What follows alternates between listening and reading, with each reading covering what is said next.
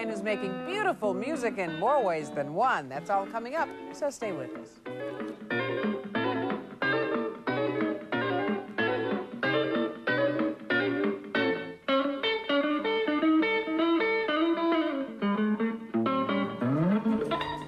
Special talent for creating more than just a lovely tune.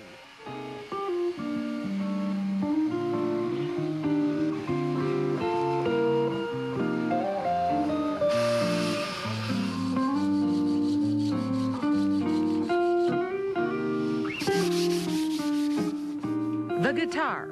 It comes in all different shapes and sizes, not to mention colors. Some companies mass-produce the instruments, turning out as many as 150 a day. But behind this house in Washington Township, New Jersey, sits a hidden treasure. This is Tom Doyle's workshop. He makes just 35 guitars a year. When they come here to have a guitar made, we actually measure their hand. They have sittings with Rob in there, in the other room. And we actually make them play the guitar before it's done.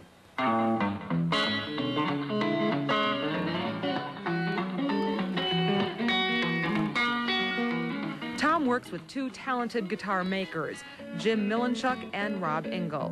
Tom's philosophy, you have to be able to play the guitar to make a guitar. They all do. Tom's been playing since he was 13 years old. Here, back in the late 50s, he played for a trio, including his mother and her sister. In that particular, I think we were doing Lollipop, Lollipop, a song way back. There's only 3 or 4 chords in it, and that's all I knew at the time. And I was sweating to get through that.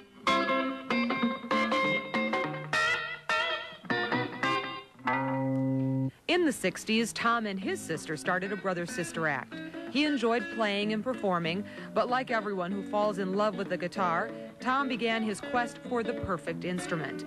And when he couldn't find it, he decided to make it. I started taking the neck apart to find out how I could make this better. It wasn't fitting my hand. I started carving it.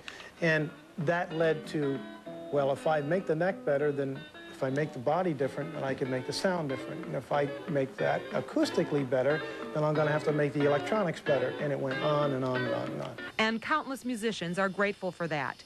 People like George Benson and Sting, Tommy James, even the legendary Les Paul, who invented the electric guitar.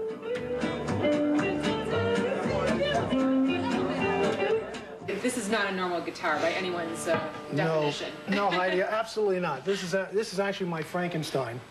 And we call it that because what it is, it's a test bed for everything you see behind us. We develop everything on this guitar. Different guitar players require different sounds. And with this test guitar, Tom experiments. What we look for is harmonic response, and that's also...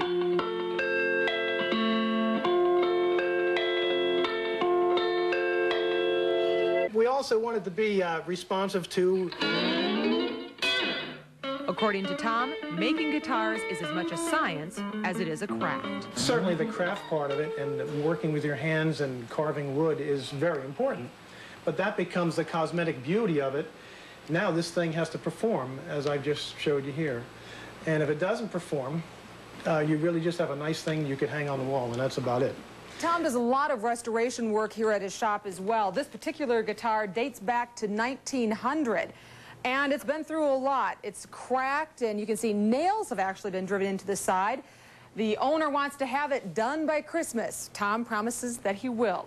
But my personal favorite guitar here is this number with the daisy stickers. They tell me it was played at Woodstock. People bring us guitars that have been run over by cars. People take their guitars to Tom Doyle because he takes great pains to bring them back to their original form. Even Les Paul trusts his favorite instruments with Tom.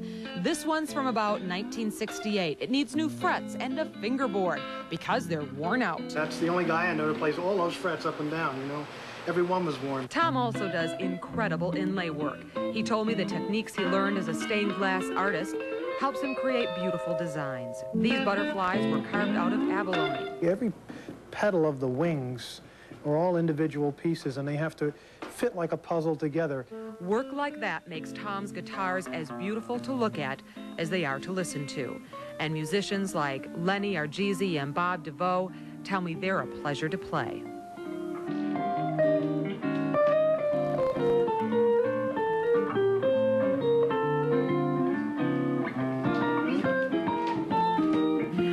Tom Doyle's workshop in Washington Township, Heidi Kemp, Channel 9 News.